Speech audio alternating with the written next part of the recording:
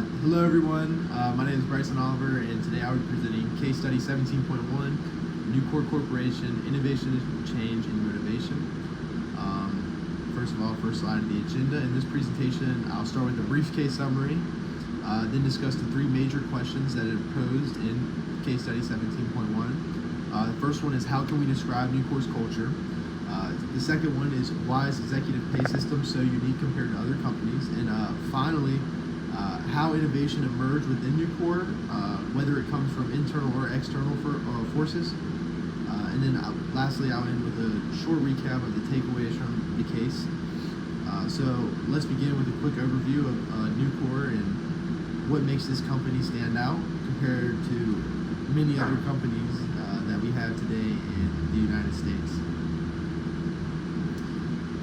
So the case summary. Nucor is one of the largest steel producers in the whole United States, and its success is built on teamwork, innovation, and trust. That's what's continued to keep it successful even through rough economic times. One of the stories that really represents the culture of Nucor is when they had a power grid outage at one of their plants, and they had a bunch of electricians from different states drop everything they had going on, and they went to this plant to fix this power grid basically. They weren't ordered to do this. There was no extra pay received when they did it. They literally just wanted to help. That's how the culture is. It's like a brotherhood. That kind of dedication shows that pride and in-string motivation that drives Nucor employees. Leaders like Kenneth Iverson, Dale Demetrio, and John Ferrillo built the company around a philosophy that values people over a hierarchy. So it puts the employees first. They focus on respect, empowerment, decentralized decision making, which allows the employees to take initiative and feel like the owners of the company. It's an employee-powered company, and this is also what keeps it success throughout this whole entire time since it's been around. So this strong foundation explains why Nucor consistently performs well even in challenging times, especially economic times, since it's been through a lot. So this slide is about question one.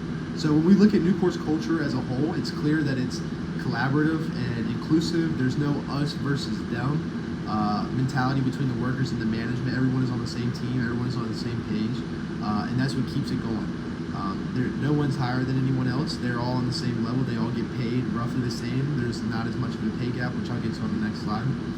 So employees are trusted to make decisions at every level, which creates a strong sense of empowerment and autonomy. Leadership focuses on listening, open communication, and showing genuine respect to one another. The company values teamwork, innovation, and continuous improvement. Employees also share a sense of ownership and pride, which reinforces motivation and unity amongst the company.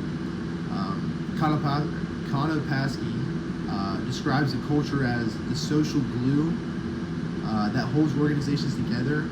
At Nucor, the glue is respect, trust, and collaboration. This type of culture doesn't just happen overnight. It's carefully built and maintained through consistent leadership and shared values. So this is a culture that has been ingrained since the foundation of the company, and it's a culture that's continuing to grow and continuing to develop into a work of art, basically. Next slide is about question two, executive pay price and the motivation system. So Nucor is different from a lot of other companies that we see in today's world. So instead of rewarding individual achievements, pay is tied into the overall performance of the company. So if it's not based on how this person's doing or how this plant's doing, it's based on the whole entire company. So this means leaders only receive like a bonus when plants perform well, not just their own. Like I said, every plant has to do well. There's also a very small pay gap between executive and employee workers, so the hourly workers, there's not a big pay gap, which creates like a strong sense of fairness. No one feels entitled over another or anything like that. So this type of system, it encourages teamwork across all divisions instead of just internal competition. So everybody has to be on the same page. Everybody has to be a team if they want to get paid, honestly. So everyone's success is like linked together. So managers have to incentivize and help others to get paid, basically, rather than compete. So most companies nowadays avoid this kind of pay structure because it limits flexibility for executive compensation. Like everybody else, the bosses want to make the most, the executives want to make the most. But at Nucor, this approach kind of shows when pay is fair and it's performance-based, that it motivates everyone to work towards a common goal. So this pay system is probably one of the main reasons Nucor employees feel so loyal and engaged. The next question we're going to talk about is innovation, change, and the change drivers. So when it comes to innovation, Nucor doesn't rely heavily on outside consultants or external forces. It comes from within. So the people working in the hourly employees, those people that are on the front lines, those are the people that the innovation comes from. It doesn't come from an outside force. So innovation starts with employees on the front line, like I said.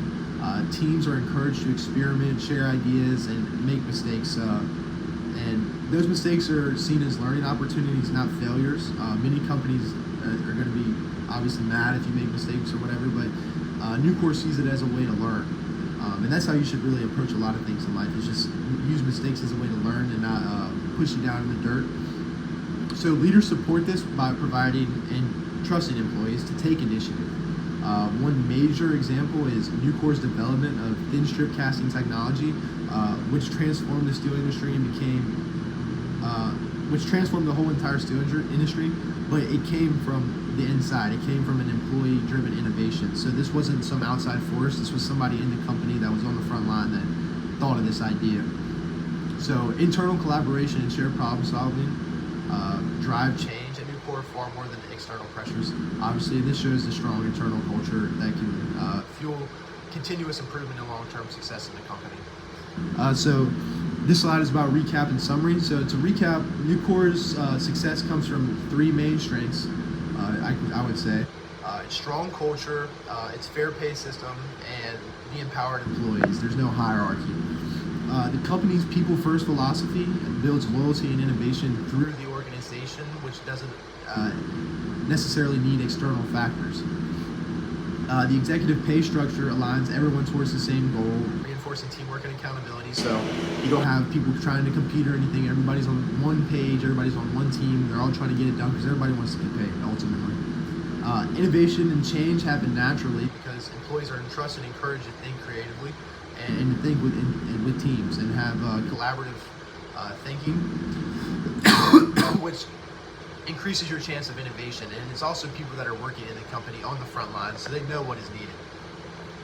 Ultimately, Nucor shows that when you treat people with respect and pay them fairly, that it gives them like a real responsibility and a real reason to work harder and to collaborate, and it helps the company reach incredible levels of performance.